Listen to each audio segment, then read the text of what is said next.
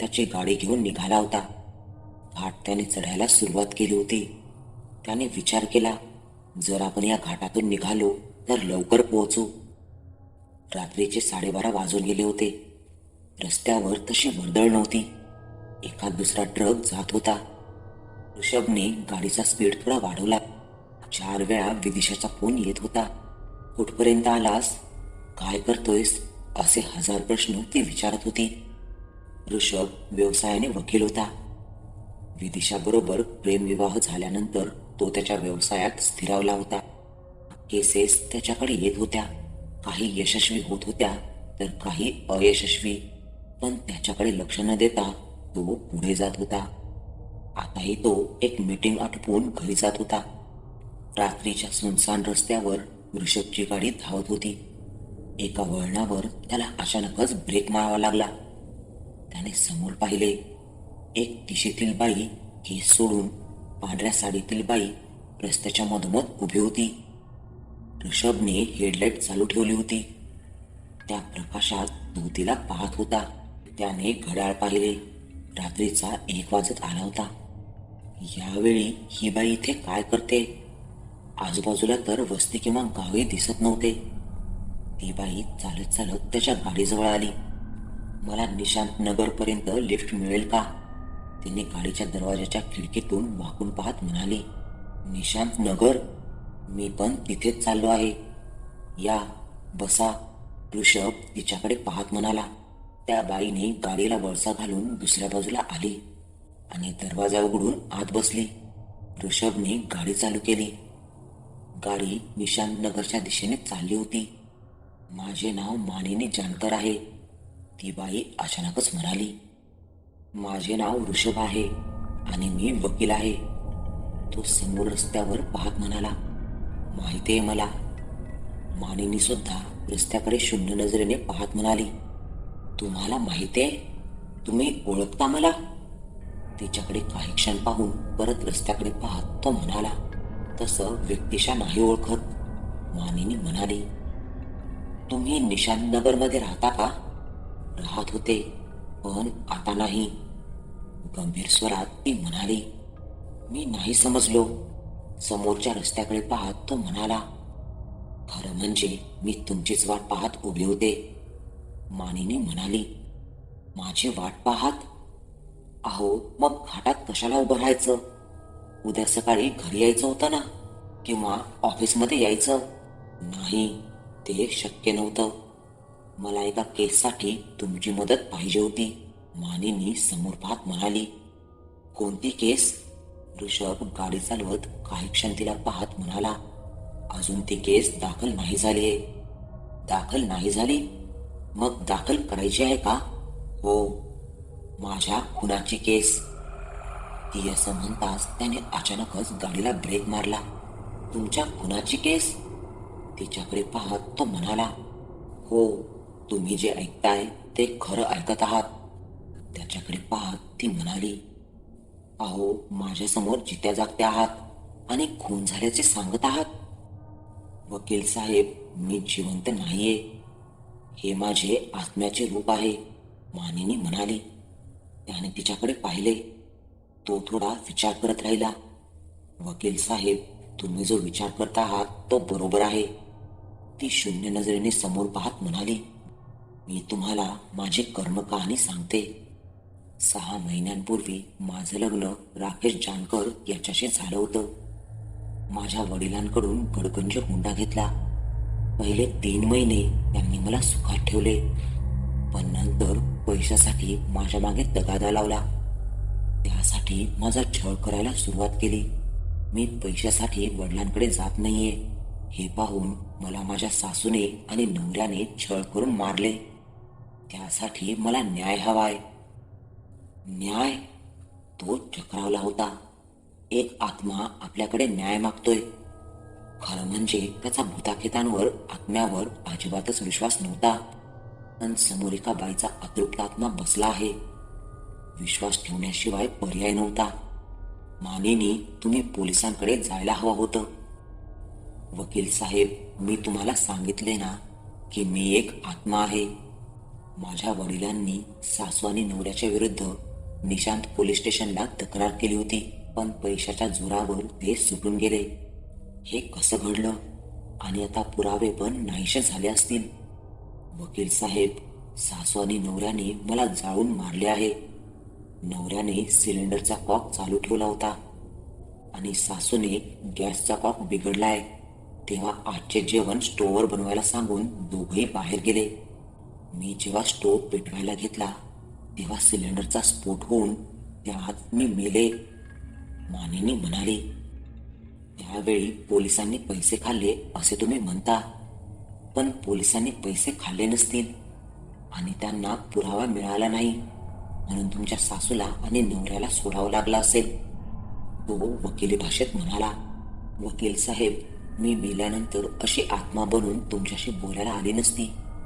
तुम्हीच मला या योनीतून मुक्त कराल अशी आशा होती, पण तुम्हीच हार मानली तर काय बोलणार? आणि ती त्या गाडीतून बाहेर आली आणि अंधारात लुप्त होऊन गेली. ऋषभ ती लुप्त झाली त्या अंधारात पाहत राहिला. काही क्षण तो तसाच पाहत राहिला.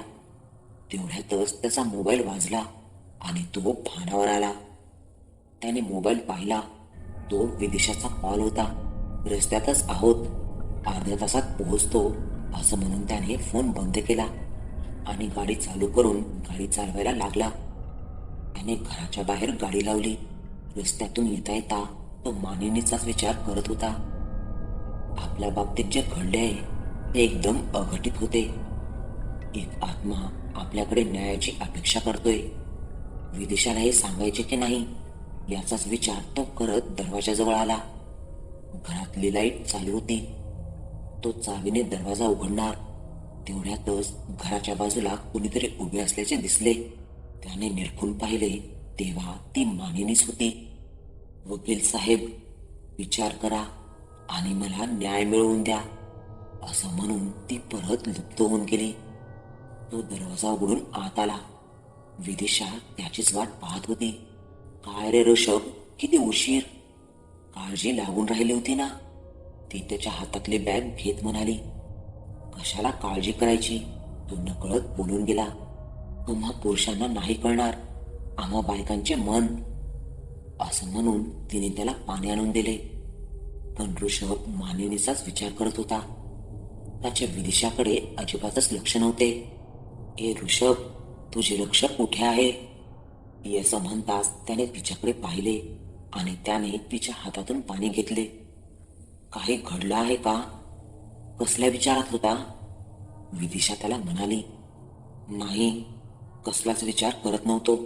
पाणी पिऊन तो उठला आणि फ्रेश व्हायला निघून गेला.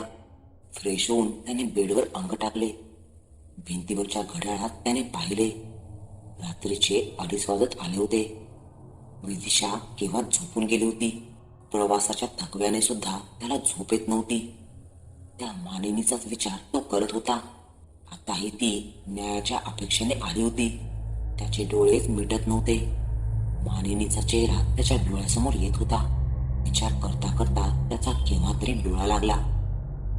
दुसऱ्या दिवशी रविवार होता.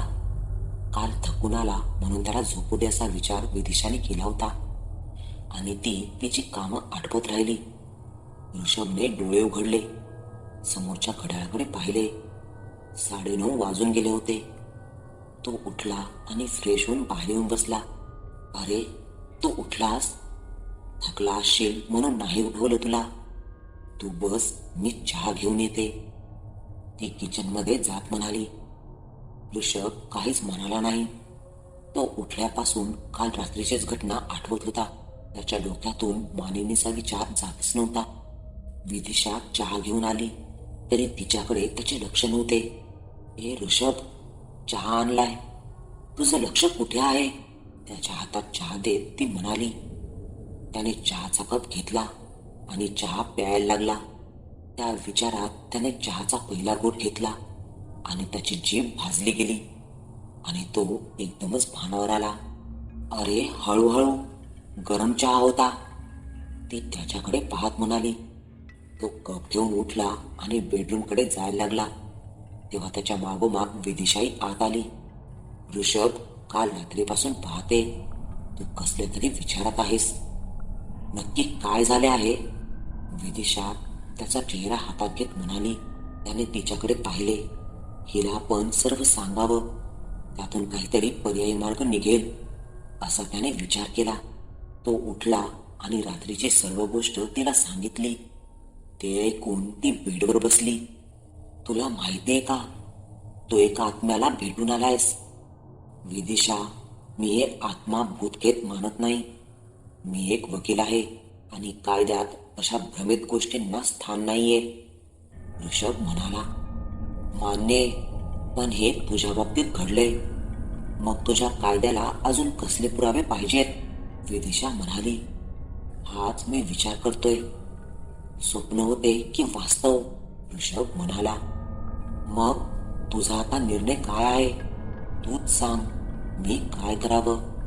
म्हणून तर तुला सांगितलंय ना मी. ऋषभ म्हणाला. ती थोडा वेळ शांत राहिली. तिने काही विचार केला आणि त्याला बाहेर घेऊन आली. ऋषभ, मला वाटतंय तू तिला मदत करायला पाहिजे, पण आतापर्यंत सर्व पुरावे गायब झाले असतील. ऋषभ म्हणाला. ते मला माहिती नाही, पण मानिनीची लढाई तुला लढायलाच पाहिजे. ऋषभलाही वाटत होते की आपण मानिनीला न्याय दिला पाहिजे. तसं मत विदिशाचंही होतं. त्या रात्री ते जेवून झोपले. रात्रीचे 12 वाजून गेले होते आणि खोलीत एक आवाज घुमला. वकील साहेब. त्या आवाजाने त्या दोघांची झोपमोड झाली. दोघेही उठून बसले. समोर मानिनी उभी होती. तिला पाहून विदिशा पहिले घाबरली. नाही विदिशा, घाबरू नकोस. मी त्रास देणारा आत्मा नाहीये. माझ्यावर झालेल्या अत्याचाराचा मला बदला घ्यायचा आहे. यासाठीच मी आले. मानिनी, मी विचार केलाय तुला न्याय मिळवून द्यायचा. त्यासाठी थोडा वेळ लागेल. तुला पटकन न्याय मिळेल अशी अपेक्षा ठेवू नकोस, कारण ते कोर्टाचे काम आहे. वादी प्रतिवादींचा आरोप प्रत्यारोप चालूच राहणार. ऋषभ म्हणाला. ठीक आहे, तू तुमच्या परीने प्रयत्न कर. मी तर तुम्हाला सर्व हकीकत सांगितलीच आहे. मानिनी म्हणाली आणि ती आली तशी गायब झाली. विदिशा हे सर्व पाहत होती. एका आत्म्याशी समोरासमोर भेट झाली. या कल्पनेनेच तिच्या अंगावर शहारा आला. ती ऋषभला मिठी मारून झोपी गेली. दुसऱ्या दिवशी ऋषभ लवकर उठला आणि तयार होऊन तो बाहेर येऊन बसला. विदिशा चहा आणि नाश्ता घेऊन आली. मग ऋषभ, आता तू काय करणार आहेस? विदिशा बाजूच्या खुर्चीवर बसत म्हणाली. विदिशा, मला अगोदर तिच्या सासरची चौकशी करायला पाहिजे, पण ती निशांत नगरमध्ये कुठे राहते हे तुला माहिती आहे का? विदिशा म्हणाली. ते तर तिने सांगितलेच नाही. तरी काही प्रॉब्लेम नाहीये. पोलीस स्टेशनमध्ये एक हवालदार ओळखीचा आहे. त्याच्याकडून त्या केसची माहिती काढतो. नाश्ता करत तो म्हणाला. व्हेरी गुड, पण सासरची माहिती काढताना जरा जपून, नाही तर त्यांना संशय येईल. विदिशाही ऋषभ बरोबर संसार करताना वकिलीचे डावपेच शिकली होती. बरोबर आहे तुझं. चहा संपवत तो म्हणाला आणि टेबलवरची बॅग घेऊन तो उठला. विदिशा, मी निघतो. ऋषभ बाहेर आला. त्याने बाईक काढली आणि निशांतनगर पोलीस स्टेशनच्या दिशेने निघाला. त्याने बाईक पोलीस स्टेशनच्या आत घेतली. त्याची नजर हवालदार भोसलेला शोधत होती. तो आत आला तेव्हा समोरच हवालदार भोसले बसून काहीतरी लिहित होता. काय भोसले, येऊ का? टेबलाच्या समोर येत तो म्हणाला. भोसलेने लिहिता लिहिता वर पाहिले. अरे वकील साहेब, आज सकाळी सकाळी काही विशेष? परत त्याने लिहायला सुरुवात केली. तसंच महत्वाचं काम होतं. आपण चहा घेतला असता. ऋषभ म्हणाला. एक काम कर ऋषभ, तू टपरीवर थांब, मी आलोच एवढा आटपून. भोसले म्हणाला. ऋषभ बाहेर गेला व टपरीवर थांबला. त्याने 2 स्पेशल चहाची ऑर्डर दिली. काही वेळातच भोसले आला. त्याच्या हातात चहाचा ग्लास दिला. हा बोल, काय काम काढलंस? चहाचा घोट घेत तो म्हणाला. भोसले, मी जे काही तुला सांगणार आहे ते आपल्यातच राहिलं पाहिजे आणि तुझा विश्वास नाही बसणार. तरी तुला माझ्या बोलण्यावर विश्वास ठेवावा लागेल, ऋषभ म्हणाला. बापरे, म्हणजे एवढी मोठी केस तुझ्याकडे आली आहे? भोसले हसत म्हणाला. केस मोठी की लहान मला माहिती नाही, पण ही एक समाजसेवा समज, ऋषभ म्हणाला. बरं सांग, तुझं काय काम आहे? भोसले चहा संपत म्हणाला. ऋषभने जे काही घडले ते सर्व सविस्तरपणे सांगितले. ते ऐकून भोसलेही चकित झाला. ऋषभ, तू जे काही सांगितले ते तुझ्या बाबतीत घडले एकदम विलक्षण आहे. विश्वास तर बसत नाहीये, पण तुझ्यावर विश्वास आहे म्हणून खरं वाटतंय, भोसले म्हणाला. मग भोसले, मला त्या केसची डिटेल माहिती पाहिजे होती आणि ती तुझ्याशिवाय कोणीच देणार नाही, ऋषभ म्हणाला. मला माहिती आहे ती केस. त्यावेळी मी आणि चव्हाण साहेब होते. आम्हीच पंचनामा केला होता. त्या मयत मानिनीच्या वडिलांनी आमच्याकडे तक्रार केली म्हणून तिच्या सासू आणि नवऱ्याला आम्ही अटक केली, पण त्या सासू आणि नवऱ्याच्या विरुद्ध पुरावे मिळाले नाही म्हणून त्यांना सोडून द्यावे लागले होते. भोसले आठवून आठवून बोलत होता.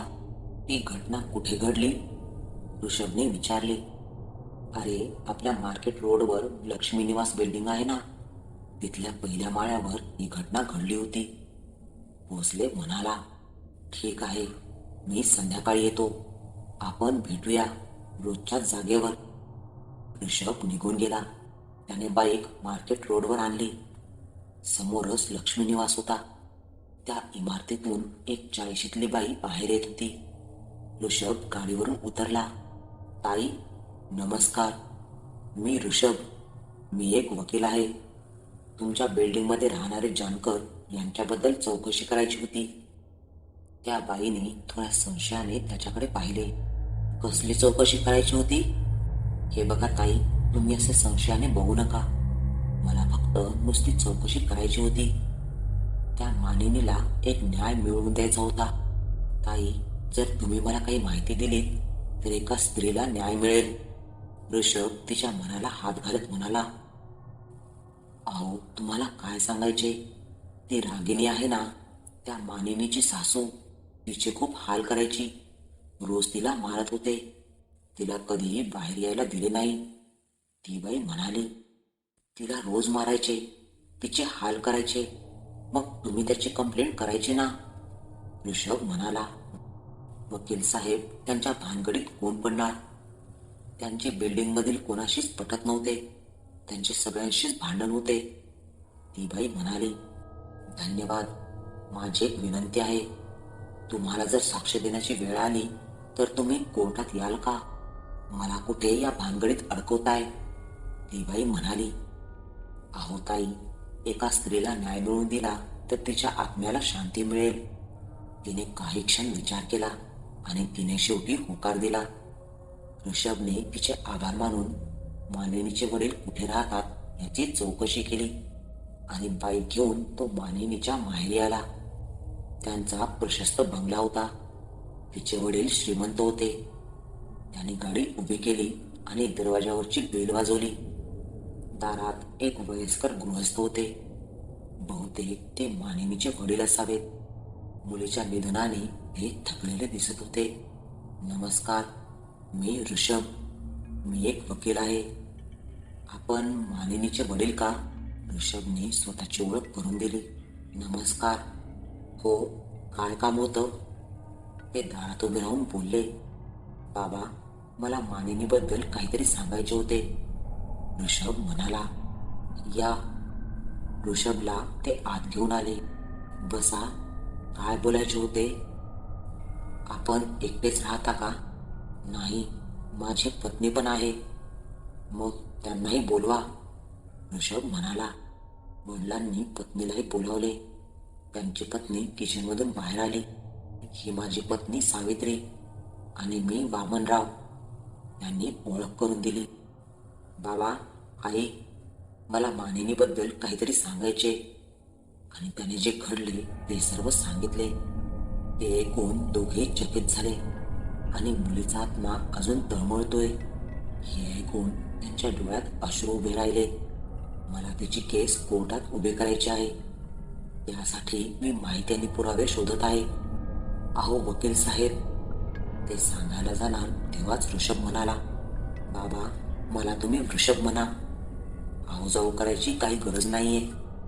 बरं ऋषभ, मानिनी आमची एकच मुलगी, खूप लाडात वाढलेली.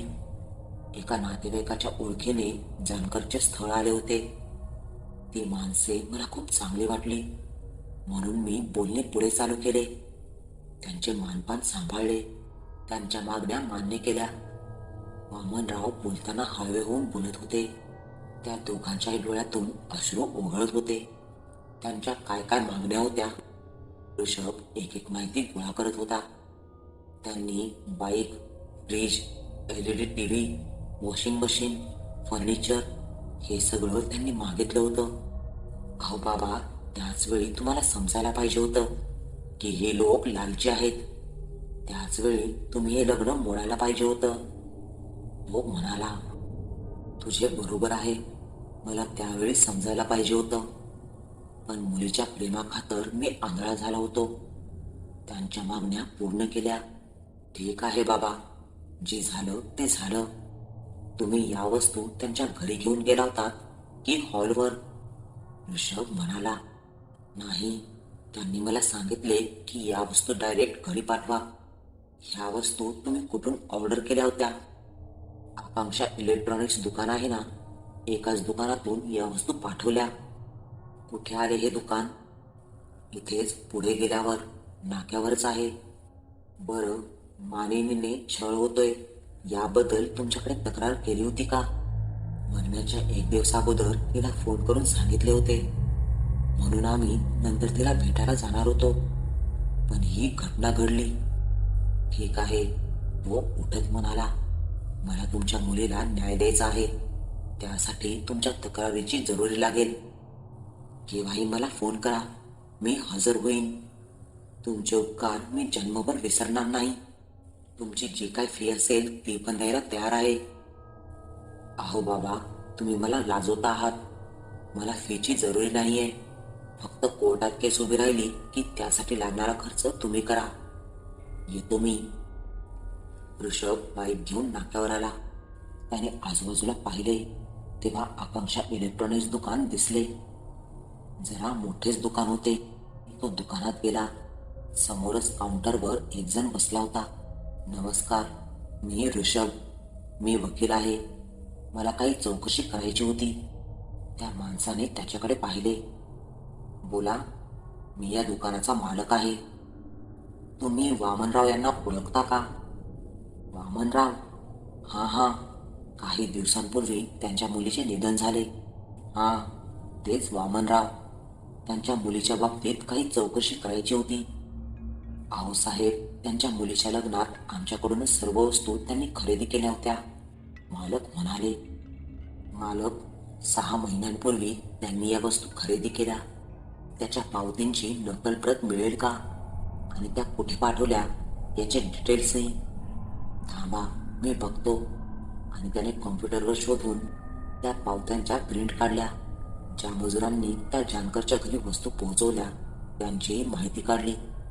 त्यांच्याकडून माहिती गोळा केली.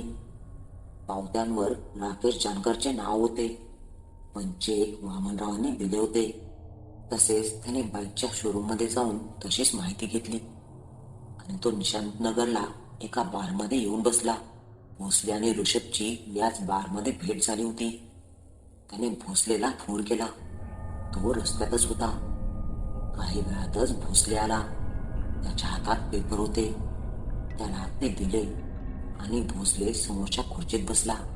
ऋषभ, मी माझ्या जिम्मेदारीवर ह्या पेपरची झेरॉक्स आणली आहेत, तरी सांभाळून, नाहीतर माझी नोकरी जाईल. भोसले म्हणाला, काळजी करू नकोस, कुठेही ओपन होणार नाहीये हे. बॅगेत ते पेपर ठेवत तो म्हणाला. नंतर त्यांनी मर्यादित ड्रिंक्स घेतले आणि निघून गेले. ऋषभ घरी आला. विदेशात त्याचीच वाट पाहत होती. तो फ्रेश होऊन बाहेर आला आणि त्याने भोसलेने दिलेले पेपर काढले. ऋषभ, मानिनीच्या केसला सुरुवात झाली का? विदिशा त्याच्या बाजूला बसत म्हणाली. विदिशा, सुरुवात झालीये. हे बघ, त्यावेळी केलेल्या पंचनाम्याची प्रत तिला दाखवत तो म्हणाला, विदिशा, यात लिहिले आहे की जळलेला स्टोव्ह मिळालाय, जो स्फोटात पूर्णपणे जळून गेला होता. सिलेंडरच्या साईडच्या भिंतीचा काही भाग कोसळला होता. काही साक्षीदारांच्या नोंदी पण आहेत. खूप मोठा आवाज झाल्याचे त्यांनी सांगितले आणि मोठा आगीचा ज्वाल खिडकीतून बाहेर आला होता. पण ऋषभ, जर गॅस होता तर ती स्टोव्ह का पेटवायला गेली? विदिशा म्हणाली, गॅसचा पाप बिघडला होता म्हणून स्टोव्हवर जेवण बनवायला सांगितलं होतं. ऋषभ म्हणाला, म्हणजे हा त्या दोघांचा प्लॅन होता तर? विदिशा म्हणाली, दुसरे असे की स्टोव्ह जर फुटला असता तर एवढा स्फोट झाला नसता, भिंतीला तडे गेले नसते, आगीचा ज्वाळ निघाला नसता. ऋषभ विचार करत म्हणाला, बरोबर, याचा अर्थ सिलेंडरचा स्फोट झाला आणि त्याच्यातून गॅस लीक करून ठेवला असेल. विदिशा म्हणाली. ऋषभने पंचनामा पूर्ण वाचून काढला. जेवताना दोघांनी त्यावर खूप चर्चा केली. रात्री ते मानिनीची वाट पाहत होते. 12 वाजून गेले आणि मानिनी त्यांच्यासमोर प्रकट झाली. तुम्ही माझी वाट पाहत होता? मानिनी म्हणाली. हो, तुला आनंदाची बातमी सांगायची होती. विदिशा खुश होत म्हणाली. मला माहिती आहे विदिशा, आज मी पूर्ण दिवसभर ऋषभ बरोबरच होते. तो माझ्या माहेरी पण गेला होता, माझ्या आईवडिलांना पण भेटला होता. हे सर्व मी पाहत होते. मानिनी म्हणाली. काय बोलते? मानिनी, तू माझ्या बरोबर होतीस? ऋषभ चकित होऊन म्हणाला. हो, तुम्ही दोघे मला नक्कीच न्याय द्याल असा विश्वास वाटतोय. फक्त एक विनंती, जेव्हा मला न्याय मिळेल तेव्हा मी मुक्त होईल. त्यावेळी माझ्या आईवडिलांना इथे घेऊन या. मला शेवटचे त्यांना बघून मला मुक्त व्हायचे आहे. ठीक आहे, त्याची काळजी करू नकोस. उद्याच कोर्टात केस दाखल करतो. मानिनी निघून गेली. ते दोघेही झोपून गेले. सकाळी उठून तो फ्रेश झाला आणि कोर्टात जायला तयार झाला. त्याने रात्रीच कोर्टाच्या प्रोसिजर संबंधित सर्व पेपर्स बनवून ठेवले. मानिनीच्या वडिलांना कोर्टात भेटायला सांगितले आणि काही दिवसातच ती केस उभी राहिली. अनेक सुनावणी झाल्या, वाद प्रतिवाद झाले. शेवटी ऋषभने सर्व पुरावे आणि साक्षीदार सादर केले. त्या पावत्या सादर केल्या. त्यावर असलेले राकेश जानकरचे नाव आणि त्या वस्तूचे केलेले पेमेंट हे वामनरावांनी केलेले सिद्ध झाले आणि हुंडा घेतल्याचे पुरावे सादर केले. दुसरे, ऋषभने सुनावणीमध्ये स्टोव्हचा भडका झाल्यावर एवढी आग लागत नाही किंवा भिंतीला तडे जात नाही असे त्याने एका एक्सपर्टच्या रिपोर्ट व साक्षीतून सिद्ध केले. तसे पंचनाम्याची प्रत त्यांनी सादर केली. असे सर्व प्रकारचे पुरावे सिद्ध झाल्यावर कोर्टाने मानिनीच्या सासू आणि नवऱ्याला जन्मठेपेची शिक्षा सुनावली, जी हायकोर्ट आणि सुप्रीम कोर्टानेही तीच शिक्षा पुढे लागू केली आणि मानिनीला न्याय मिळाला. मानिनीचे आई वडील खूप खुश झाले होते. ते ऋषभचे आभार मानायला त्याच्या जवळ आले. तेव्हा ऋषभने मानिनीची इच्छा सांगितली आणि त्यांना सोबत घेऊन विदिशा आणि ऋषभ घरी आले. आता ते मानिनीची वाट पाहत होते. घड्याळात 12 वाजत आले. मानिनीच्या आईवडिलांना तिला भेटायची खूप इच्छा झाली होती. मानिनी आली तेव्हा तिच्या आईवडिलांना ती दिसत नव्हती. बाबा, आई, मी आले. तू कुठे आहेस? मला दिसत नाहीयेस, तिचे बाबा म्हणाले. आई वडील आवाजाला त्या दिशेने पाहत होते. बाबा, मी फक्त माझी इच्छा पूर्ण करणाऱ्यालाच दिसू शकते, म्हणून मी फक्त विदिशा आणि ऋषभलाच दिसू शकते. मानिनीचा स्वर हळवा झाला होता. मला फक्त तुम्हाला शेवटचे भेटायचे होते. मानिनी, तू आता खुश आहेस ना? तिची आई म्हणाली. हो आई, आज या दोघांमुळे मला न्याय मिळाला आणि मुक्तीही. मानिनी विदिशा आणि ऋषभला हात जोडून म्हणाली. नाही मानिनी, हात जोडू नकोस. त्या राक्षसांना अशी शिक्षा होणं जरुरीचं होतं. तुझ्यासारख्या किती मुली असतील ज्या न्यायाच्या प्रतीक्षेत असतील, ऋषभ म्हणाला. ऋषभ, मला वाटतं तुझ्या नजरेत जर असे कोणी पीडित असेल तर त्याला तू जरूर मदत कर. हात जोडून मानिनी म्हणाली. आई बाबा, माझी मुक्त व्हायची वेळ आली आहे, मी जाते आहे. आणि मानिनी हवेत मुक्त होऊन गेली. बाबा, ती गेली. ऋषभ त्यांच्या जवळ जात म्हणाला. आई बाबा मुलीच्या विरहाने रडत होते. विदिशा आणि ऋषभ त्यांचे सांत्वन करत होते.